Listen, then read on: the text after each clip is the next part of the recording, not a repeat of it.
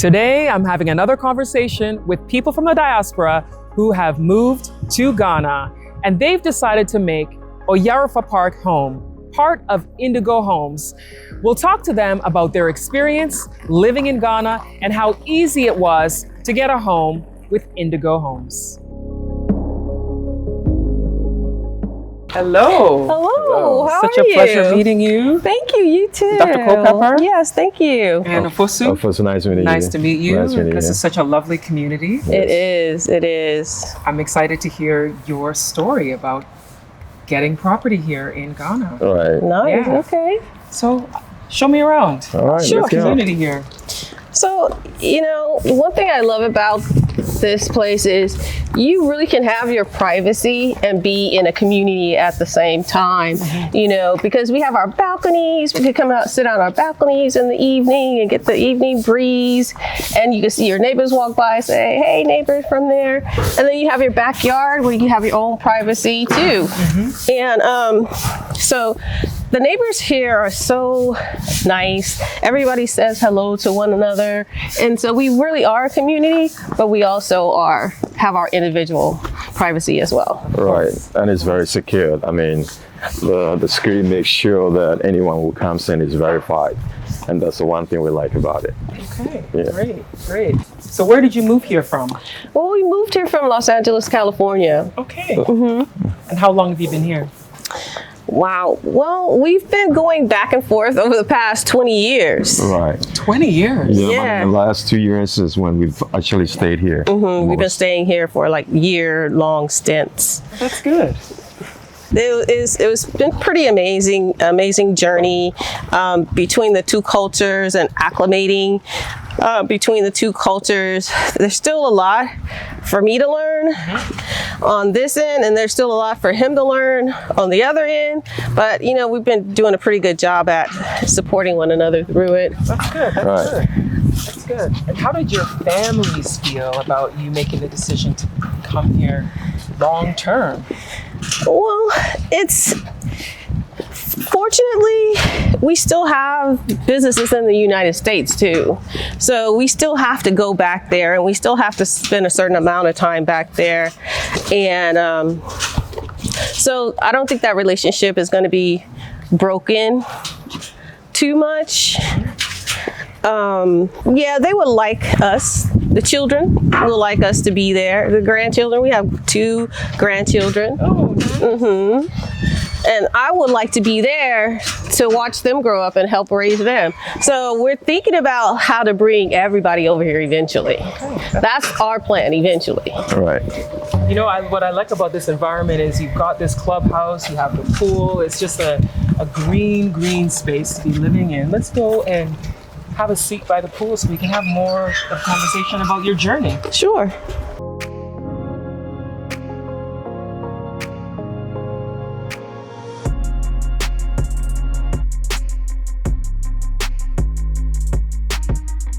What a lovely day it is sitting out here by the poolside. Yes, it is. It is Very beautiful. lovely. Very, It's beautiful, very. yeah. Such a nice community that you're living in. That's right. That's right. We enjoy it. We enjoy it a lot. Well, we have established some deep roots in Ghana. We have family here. Afosu's native Ghanaian. That's so we have our family here. We have businesses here. We've made a great investment in Ghana and trying to serve Ghana in the education community as well. And so, the more responsibility we have here, the more time we have to spend here. Okay. And so with you mentioned that you have family here and you have businesses here. What type of businesses do you have?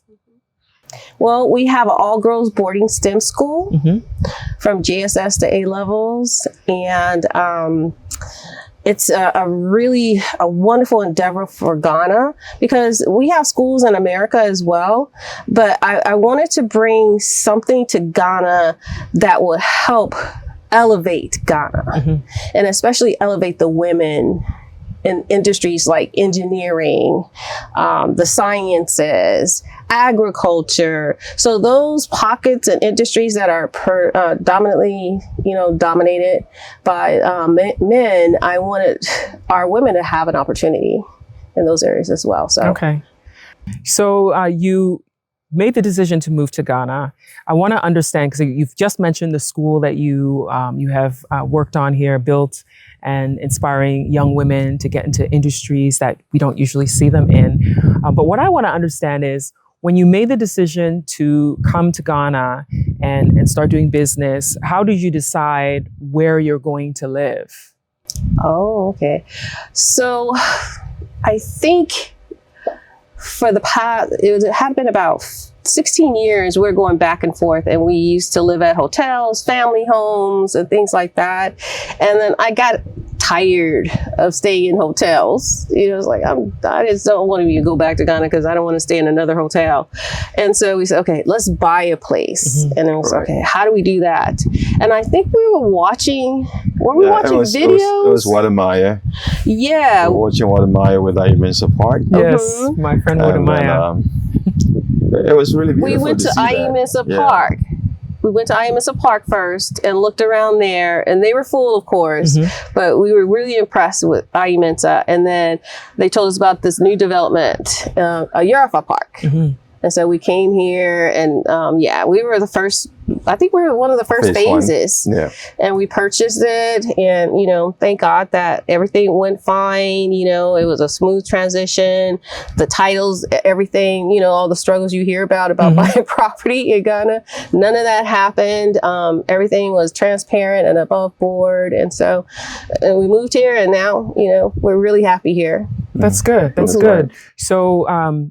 It's Indigo Homes that is operating OyarifaPark. You found that everything was to your expectations when you guys started to reach out and have meetings to like tell us the process of how everything went. Well, actually, I think we came and we saw the place. Then we had to go back home, and we did everything online from there. You were able to do everything online? Yes, from purchasing, and then even the final walkthrough was on video.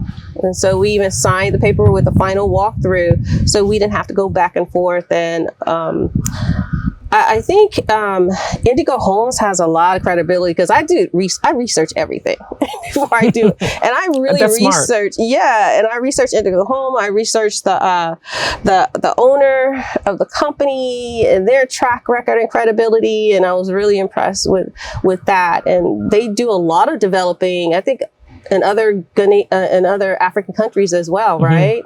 So so I really trusted that. That's good. Yeah, that's good to hear. So where you're living right now, it's a townhouse. This is a townhouse style community.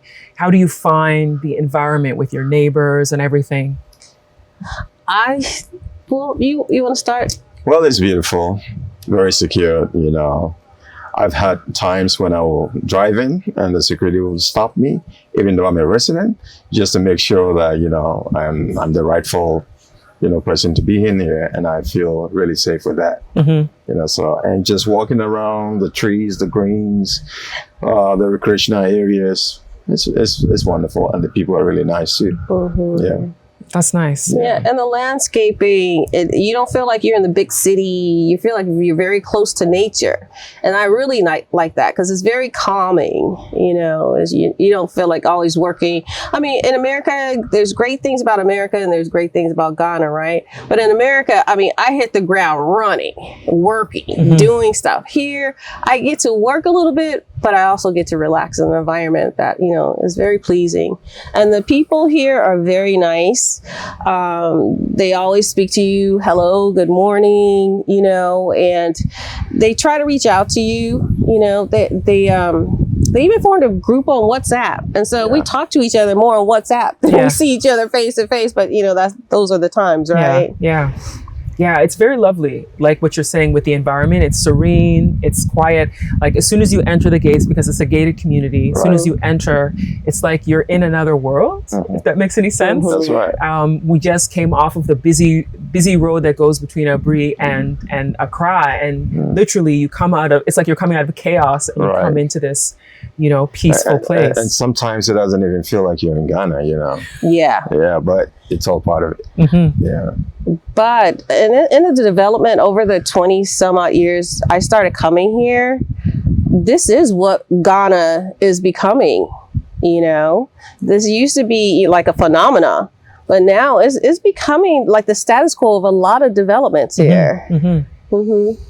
And so living here and running your school, it's an example of how the diaspora comes and does something that gives back to the community. And I think it's really great what you're doing. Thank you. Tell us a little bit more about this school and how you're managing. You're going from here to there. How often, like how many times a week are you over there to help service the school? Well, my goal is, because I know just like my schools in the US, the foundation is most important. It's got to be solid. And when people come or teachers come, teachers go, there still has to be that foundation there, that structure there that can be passed along to the new employees. So right now, I've been here since what? September? November last year. November. I probably won't leave till sometime in March or April, right? But while I'm here, I'm training teachers, making sure the teachers create a student-centered classroom. You know, where students feel confident, they build the confidence. We have a whole Leader in Me program for our kids to build their confidence and make their voice be heard in their industries, you know, and be satisfied in that and know that that's what they're supposed to do. Also, we have an entrepreneurship program for our girls, because we've learned that like a lot of students graduate here with diplomas and all types of certifications, but the practical piece is not there, and they can't actually go get a job because there are no jobs available. So we said, well, why don't we make our girls job creators instead of job seekers? And so that's what our goal is, to make sure our girls can actually go into any kind of industry and create an industry for themselves and be entrepreneurs, right? And even if it's engineering, there's entrepreneurs in engineering. It's not just a job or skill or a profession. That is a business. And so whatever they decide to do, we have a career pathways where we assess them on what their true likes are and what their true talents are. And then we try to guide them in those career pathways based on their desires. And even with MasterCard, we are partnering with MasterCard. They're financing our entrepreneurship program. They are also financing a paid internship program. Once they leave our school, they are guaranteed a paid internship in the industry that they choose to be in. That's amazing. Very amazing. And one of the most amazing things that I'm most excited about is we have 8 acres of land at our school. 8 acres. And so they're going to develop that 8 acres. They're going to put all kind of agriculture, horticulture, chickens, I believe, and some other livestock that's there. We're going to train our girls how to yield, how to sow, how to preserve the food, how to package it for the market, how to sell it, how to finance a business, all the aspects of entrepreneurial. We're going to use our agricultural farming methods, but they could take that information and put it to any industry, as well as they get to keep the proceeds. If they develop a product and they package it and they put it in the market and people buy it, that's their money. We call it the scholar allowance. So it's pretty amazing. And I'm so happy to be in this position to do this, because I am growing as well as a person, as a human being, as my students grow. And how do you select the students that end up going there? Do they have to go through some kind of testing? Are you filtering out in certain ways? Like, what's the age group of the students there as well? So the students are JSS 1, which is about 7th grade equivalent in America. And then there's A levels, which is about 1 year of college. And we use Cambridge. So we use a really rigorous curriculum, Cambridge curriculum, but we've also integrated some of the American curriculum as well. So there's good things in Cambridge, which is UK, there's great things in the American curriculum, which is the teaching and the instruction piece. America has that down to where you're teaching kids how to problem solve, how to critically think, how to be innovative. So that piece we've integrated. And in Ghana, it's really great. The culture alone in Ghana, the people, the mannerisms, there's some really great aspects of Ghana too that we put in there. So it's a hodgepodge, but it's the best of all worlds. Okay. All right. And so most of the students who are there, are they from that community where the school is located? It's in Apam, the village of Apam. And it's near Winneba, about 10 minutes drive from Winneba on your way to Cape Coast. Mm-hmm. Yeah. And so we've been actively seeking students in that community. And that's what I tell Alfonso. I said, we can't put this life-changing facility in a community and not have the community have access because they can't afford it. Mm-hmm. So we created a really great scholarship program for those kids in that community who can't afford it, which is most of them. And I hope they come. But it's funny because we've had girls walk from their high school to our school and say, hey, we want an application. We want in. Knock, knock, knock. So it's amazing. And we're going to let them in too. Mm-hmm. That's good. Yeah. That's good. So basically anybody can go to that school. Anybody. And also it's an international school. So some of our kids from the United States can come to the school. Anywhere in the world. We're marketing in Nigeria, we're marketing in other countries. And the reason we're marketing in other countries is because we want Africa as a whole to benefit from this. Mm-hmm. And so we want those girls to take this information back to their own countries and do great things with it, like we know the Ghanaian girls are going to do. Mm-hmm. And so, we could build a school in Nigeria, we could build a school, all over, but we said, no, let's bring everybody here in one space. And then everybody could go back to their, countries and do what they hopefully develop their countries themselves. And that's good. So it's a boarding school. Mm-hmm. People can stay there, stay on campus. And the school year, is it the same school year that we have in Ghana, or is it aligning with the American school year? Like, how are you doing it? It's 2 semesters. Yes, it's aligning with the American school year. We start in September, and for Christmas break is the first semester, and then the second semester picks up after Christmas break until June. Okay. And we do all the Cambridge testing, all the WASI. We have students who are coming who are in the WASI system, and they can do it independently or privately. Still take those tests privately, and at the end of the day, end it with WASI and Cambridge. So people who are watching, they may not be familiar with this system. They're living in America. They're like, what is WASI? What is that? Just so they have an understanding, because people do move here with their children. Mm-hmm. They may move into communities like this one, mm-hmm. and they want to know where to send their kids and what to expect. What is the WASI system for people who don't know? Well, WASI is the Ghanaian curriculum. And then high schools. Yeah, for high schools in Cambridge is from UK. And so Cambridge is international. So once you graduate with a Cambridge high school degree, you could go to any college anywhere in the world. WASI, I think, is mainly Ghanaian. West Africa? Yeah, West Africa, and you could transfer to West African. Okay. You can also use it abroad. You just have to interpret, the transcripts.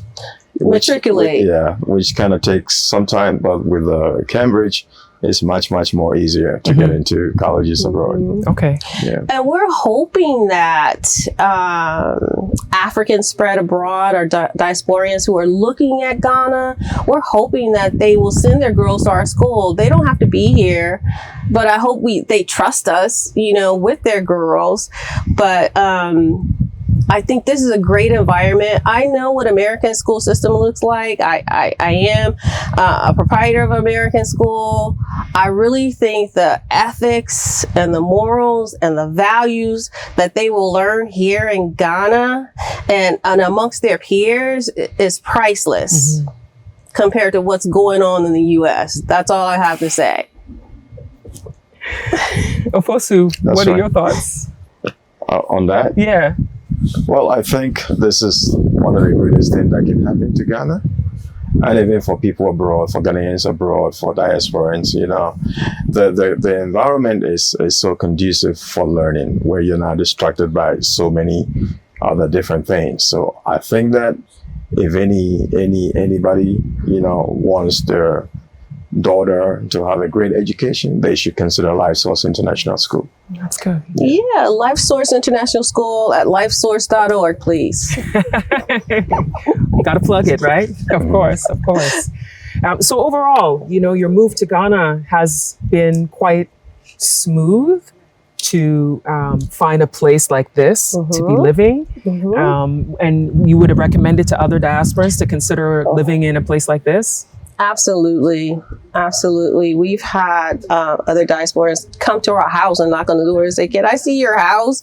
They may have be here just for a couple of weeks for a tour or something, and I see them walk around here like, wow, their eyes all big, and it's pretty amazing. I know there's a lot of African Americans, African spread abroad, who want to go home. I mean, that's just a yearning you have. And, sometimes Ghanaians don't understand that, but they won't understand it unless they kind of lived in a place where it really doesn't feel home and never really feels good. But they're looking at Ghana as that place, wherever their ancestors came from. It doesn't matter, but Ghana is kind of like the beacon right now. And I just want to say that Indigo Homes have done great things to make this a home away from home for you here in Ghana and Africa. I like that. A home away from home. Yeah, absolutely. Thank you You're welcome. for sharing your story You're and for welcome. letting everyone know what a comfortable place this is to live. Yes. Right. And also to add to what she just said, if you're coming to Ghana and you don't want any legal litigations regarding purchase of property, I think Indigo Home is one of the places to consider. It's smooth, easy, and you don't have to be dealing with all the other issues surrounding, purchasing of land or purchasing of property.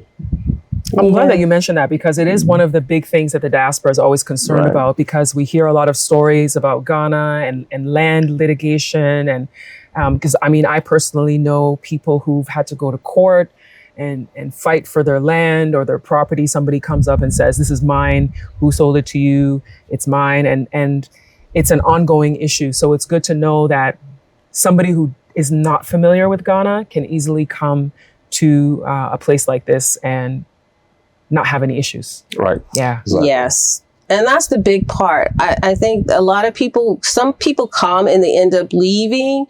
It's not because they don't like, they just had the wrong experience.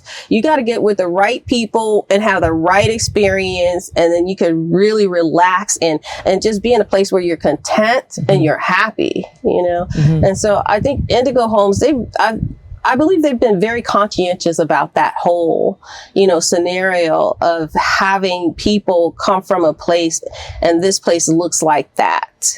I know a lot of African Americans specifically, they will come here and have American expectations about everything. And then so when they get with the wrong people, it's not hard to deter them from wanting to be here. But at the end of the day, whether you're African American or whomever, if you're moving to another country altogether, or you desire to do so, you have to keep an open heart and an open mind.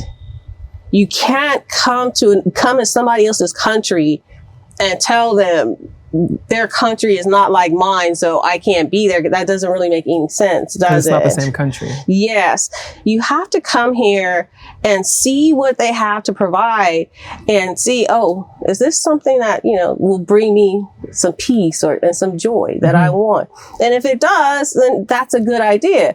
But if somebody's presenting something to you, then it looks confusing, it looks like chaos, it looks like it's not quite right, it looks like it's not going to work right, it's okay to say, no, let me find something else, or let me find someone else. It's not just, that's not the only Africa, right?